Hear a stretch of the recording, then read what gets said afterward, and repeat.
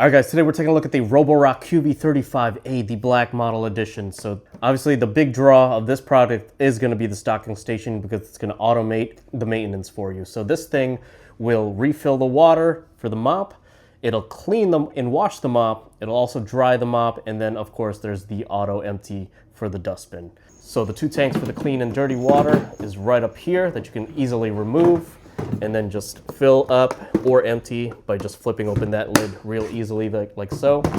And then the dustbin, you can just remove this guy. You won't have to manually empty the bin on the robot itself. It'll go into this dust bag, and then this thing you can just easily remove by pulling it out. It also has the capability to dry the mop after it washes it. So definitely a lot of great features that's gonna make this thing super convenient. So the robot itself is gonna come with all the standard features that you would expect, including the LiDAR mapping. So that's this guy right here.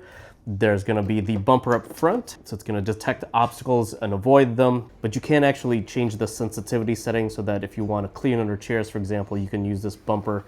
It'll feel its way around the chair legs using this feature right here. And like we talked about, you can manually empty the dustbin if you'd like. You can just flip this top open, pull this guy out, and then you can empty that dustbin. You can also remove the filter and it's washable, and you just have to dry it out for 24 hours. All right, so flipping the robot around on its back, you'll see at the front there's 4 sensors, and that's gonna be for detecting drop-offs. So as you can see in this video here, if you have some sort of edge like at the stairs, it's going to be able to detect that so it won't fall. Of course, you have the spinner brush here on the side, designed in such a way that it's going to be anti-tangle, so you're never going to have to deal with hairy messes. In fact, that's exactly how the brush roll, the main brush roll, is designed. It's actually completely rubber, so it's never going to be tangling up any hairs. And the rubber is going to make it super easy to clean as well. This thing does act like a suspension system in that it can go up and down to go over little bumps on the floor. And then the mops themselves, what's really nice is that there are 2 spinner mops, so it's not just a cloth that gets, you know, dragged across the floor. This will actually spin and scrub, so that's really nice. And then the wheels themselves, to go along with the brush roll, this will go over thresholds and be able to, you know, adapt to the surface essentially. All right, so as far as installation, it's super simple. You really just have to attach this base here, and you can just click it in real easily. And then you do have to attach the mops, but they just pull out real easily. They'll come with the mop already attached, but it's just a Velcro thing. So you can remove this and wash it when you need to, and then you just click it in real easily like so.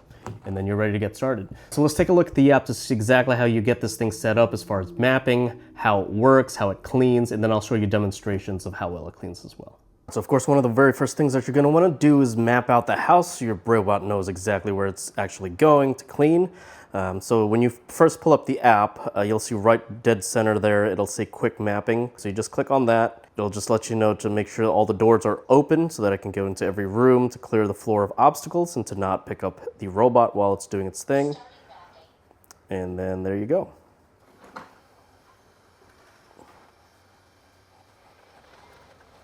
So one nice thing is that it's not going to cover every inch, so it's going to not take as long as it would as if it were cleaning. As you can see, went right around that playpen, so that's already an indicator that it does a good job with obstacle avoidance. And I'll be showing you later on as well a demonstration just how good the obstacle avoidance is as well.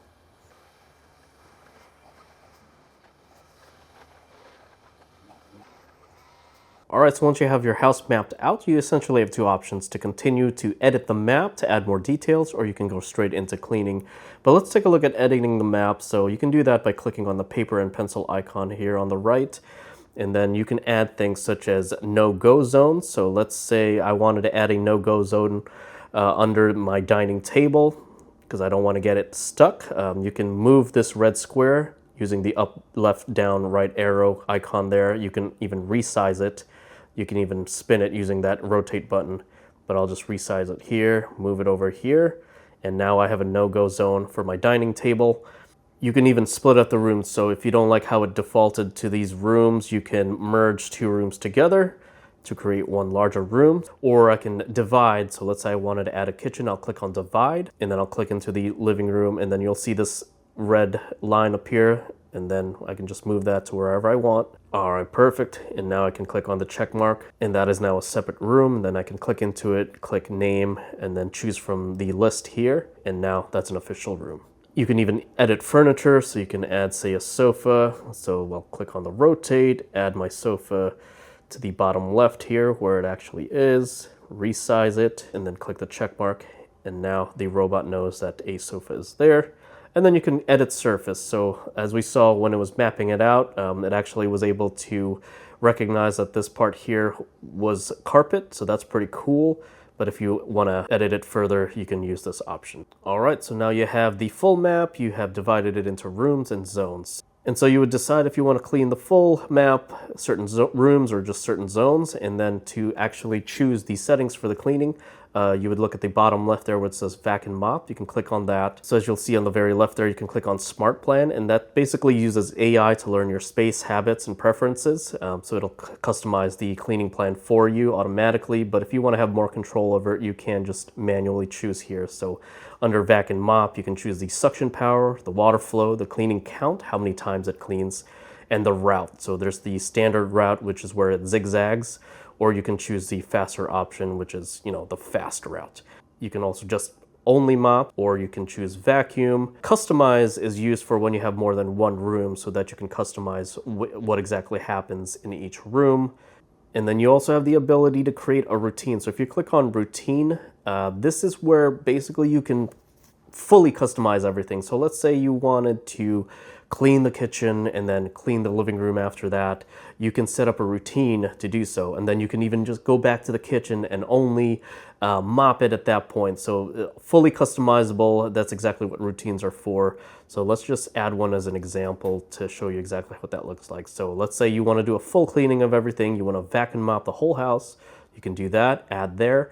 And then let's say you want to go back to the kitchen for an extra mopping. So let's click on edit, click on mop, click on the kitchen, and now we can click complete.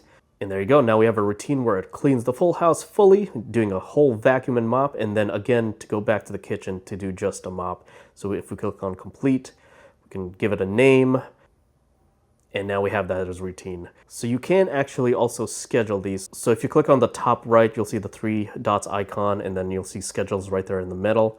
So basically a schedule is just being able to start and stop any one of these things or repeat them. All right, so after you're done cleaning, you may be wondering about how you're gonna wash the mop and all that. So that's what the docking settings are for. So if you click on the dock icon at the bottom right, you'll have 2 options at the top, dock control and dock settings. So dock control is basically manual. So if you want it to empty right now, then and there, if you want it to wash, dry, you can use dock control for that. But if you want to adjust the automatic settings, you click on dock settings, and then you'll see 6 buttons. So at the top left there, you can choose the mop wash frequency. So you can have it wash every 10, 15, 20, 25 minutes, or you can have it wash the mop after it cleans a certain room. Washing mode, it basically tells it how well you want it to wash the mop. So if you just want it to do a light, fast clean so that it can get right back to cleaning, you can choose light all the way to balanced and then deep.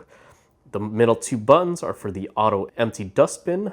If you want it to empty after every cleanup, you can choose balanced, or empty even during cleanup, you can choose high.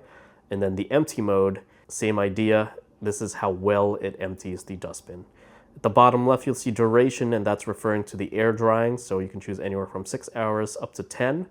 And then the more button is actually all those same options just listed onto one page. All right, and then you just have some miscellaneous settings at the top right. If we go back to the 3 dots, we already looked at schedules, but this is where you can also actually adjust how powerful the obstacle avoidance is.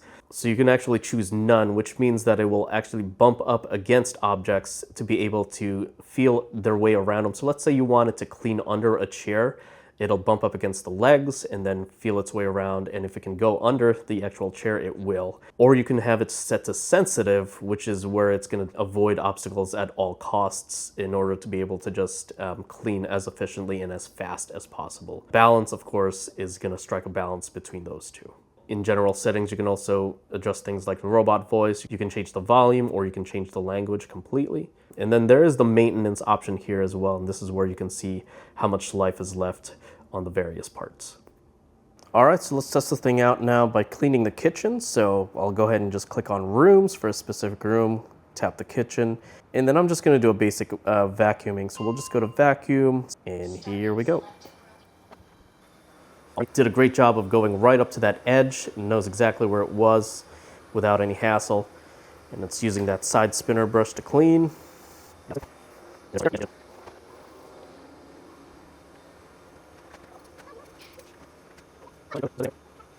All right, so it looks like it does the perimeter first, and then it will go on the inside and do a zigzag pattern.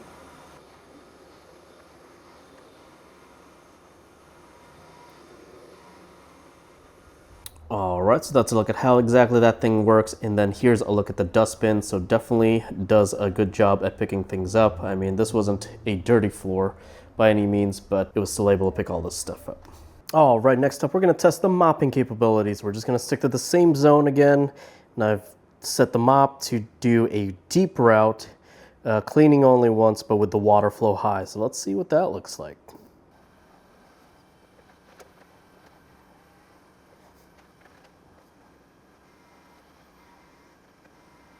All right, guys, so I have the dirty water tank here. So this is after mopping, and as you can see, that's what it picked up off the floor. So it definitely works well, and I think it also goes to show just how well the mop washing process works in being able to clean that mop off. All right, so I did just want to demonstrate the obstacle avoidance capabilities of this thing. So as you can see on the floor there's 3 items, differently sized, largest to smallest. So let's see what we can do here. So I'm just gonna have it clean that one part of the kitchen here. So let's hit that play button and see what happens. All right, so it avoided the coffee canister real easily, moved right around it. All right, so it did touch that Duplo piece and kind of grazed it, but it was able to avoid the ring.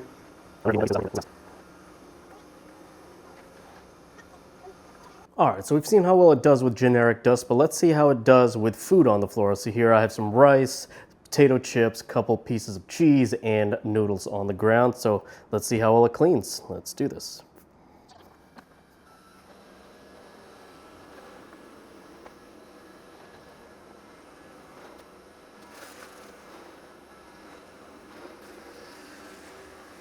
All right, so it's doing a pretty good job. Even with one pass, you can see 90% of it was picked up, and then it's just gonna go back for its second pass here to pick everything else up. All right, I thought I'd do just one more test, this time on carpet. Again, with some food items on the floor. Let's see how well it does.